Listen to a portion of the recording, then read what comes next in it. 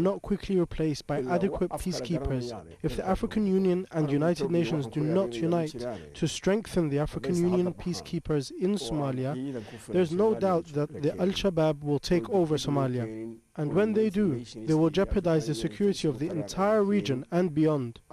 You might have heard them saying that they will go as far as the US and Russia. I appeal for troops before Ethiopia withdraws to stop Al-Shabaab from returning Somalia to the turmoil of 1991, when the Somali conflict began, and to even greater chaos. People are at the moment appreciating living under the Shabaab in most parts of the places that they are holding. These are places that have been lawless for nearly 2 decades. People who did not know what peace was all about. People who are being robbed of their belongings on a daily basis. People who are witnessing killings happening right before their eyes. And for the first time in a very long time, they can peacefully go about their businesses without much apprehension. And one such place is Kismayo, the 3rd largest city in Somalia. Kismayo, once one of the most dangerous places in southern Somalia, is today a safe place, thanks to the implementation of strict Islamic law. Marauding gangs of armed men that terrorized residents for so long have now fled the city, and people are able to go about their businesses with ease. It's now run by Al-Shabaab Mujahideen movement and its key ally, the Raskamboni Camp Mujahideen, who wrested control from the local clans 3 months ago. Many liken Kismayo's newfound safety to a miracle. To the Islamists, pacifying Kismayo is a strategic move. We want to use Kismayo as an example and a model of our rule to the rest of Somalia. Our aim is to get residents in faraway towns inviting us to come and govern them according to the way of Allah. The calm in Kismayo has benefited its downtrodden most. I remember times when young boys with knives used to rob us of our daily earnings. Now we can carry lots of money without any fear of being robbed. We used to be sort of enslaved. When we loaded 6 lorries, we used to be paid just 1 or 2. Today we get wages equal to our output. We have justice here. International aid agencies, the lifeline of Somalia's poor, fled the town because of the fighting. They have not still returned, as the Islamists have little tolerance for anything or anyone foreign. The suffering is huge, as the poor are largely left to fend for themselves. This is Kismayo's only hospital, but it serves almost 1 million people from surrounding regions. Medicine Sans Frontières used to operate it till they hurriedly left 8 months ago after some staff were killed.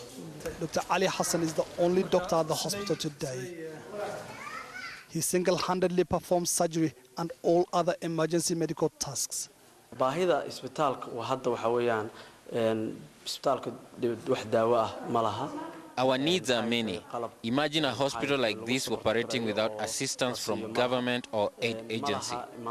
We have shortage of drugs, equipment, and staff is not motivated in any way. To a certain extent, the people of Kismayo have become numb to the myriad problems surrounding them. They have survived the vagaries of war. They've also weathered the almost 20 changes in Kismayo's administrations over the past 18 years, and its people have learned to live with and obey any group that has the upper hand. Well, joining us in the studio now is Abdullahi Abdi Mohammed. He's the head of the Somali Concern Group. He works as an advisor to the police. Thanks very much for joining us. Firstly, your reaction to the comments made by the President in that story. Can you just give us your view on whether you believe that Somalia will fall if the Ethiopian forces withdraw? First of all, I would like to correct you. I'm not a head of Somali Concern Group. I'm not also advisor to the police. Right. I was founding member of Somali Concern Group. To come to your question, if the Ethiopians withdraw from Somalia today, I think it will. The current transitional federal government will most likely disintegrate into factions, as already the Islamic Courts of Unions also disintegrated into factions. So Al-Shabaab, the group that he is talking about in terms of the ones most likely to take over control of the country, are they, in your view, essentially a reformed version of the Islamic Courts Union, or do they have separate ambitions for ruling the country? First of all, I think Islamic Court of Union was not one monolithic organization at the beginning. It was just a number of groups with different ideologies and with different interests. Al-Shabaab is just one of the splinter groups of the Islamic Court of Union, which is very extreme in their puritanical interpretation of Islam compared to the faction that's headed by the former leader of the Islamic Court of Union, Sheikh Sharif. What's the likelihood, do you think, of them being able to control the country as a whole? Because they seem to have some success in Kismayu and parts of the south of the country, but controlling a couple of regions is very different from controlling the whole country. Somali politics is very dynamic, and it's always very important to understand that it's very complex. As if Ethiopia withdrew from Somalia today, that was the rally point for Al-Shabaab. And if that goes away, I think it will be very difficult totally to control Al-Shabaab, to control the rest of Somalia. Most probably, they will briefly try to control some regions in Juba region and in Shabelle and some parts of Mogadishu.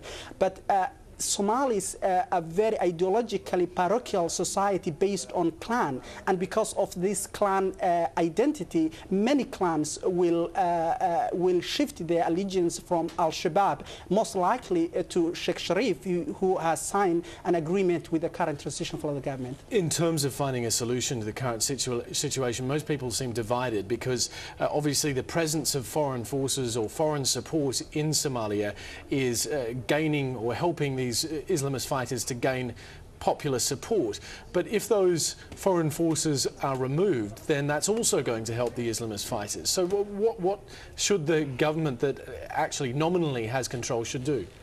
Somali's politics is in triple dimension. Definitely the Somali people are part of it. The international community is also part of it. The regional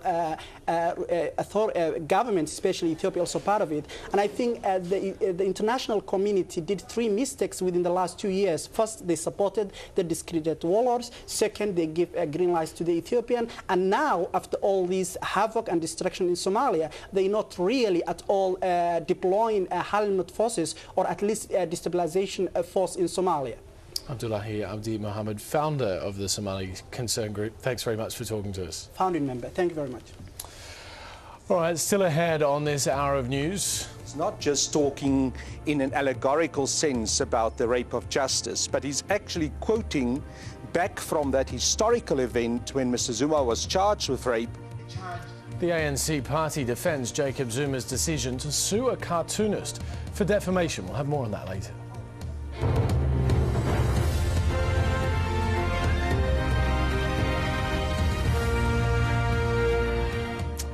Turning to US politics now, and it's usually tradition for incoming presidents to seek advice from past leaders. Barack Obama has done that, but it's not the case for his second-in-command. Joe Biden has described current Vice President Dick Cheney as one of the most dangerous vice presidents in American history. From Washington, Tom Ackerman has more. Dick Cheney and his successor Joe Biden have one thing in common, each with decades of experience at the levers of control in Washington, each chosen to be the deputy of men with little or no previous experience in the federal government. But will Biden match Cheney's unprecedented power and influence as vice president? From the start, Dick Cheney took a commanding role, Bush asking him to lead the search for his vice president, Cheney selecting himself. I accepted with enthusiasm and with an eagerness to get to work. Cheney quickly assumed a measure of influence beyond that of any of his predecessors, acquiring the unofficial title of Super Chief of Staff. Early on, he engineered his own independent campaign within the White House to prosecute war with Iraq, winning out over other Bush officials by pushing what turned out to be faulty intelligence. He advocated the administration's renunciation of the Geneva Conventions in the handling of prisoners and its warrantless eavesdropping on Americans. And as Cheney is about to leave office with his lowest approval ratings ever, he's defending all those steps as legal and justified. The threat's still out there and still very real, but the actions that we took based on the president's decisions and based on some outstanding work by the intelligence community and by the military has produced a safe 7.5 years. I think the record speaks for itself. But Biden says Cheney and Bush's expansive interpretation of their legal powers has hurt the nation. I think that it caused this administration in adopting that notion to overstep its constitutional bounds, but at a minimum to weaken our standing in the world and weaken our security. Unlike Cheney, a man of few and carefully chosen words, Biden will be under orders to curb his love of passionate but sometimes ill-considered talk.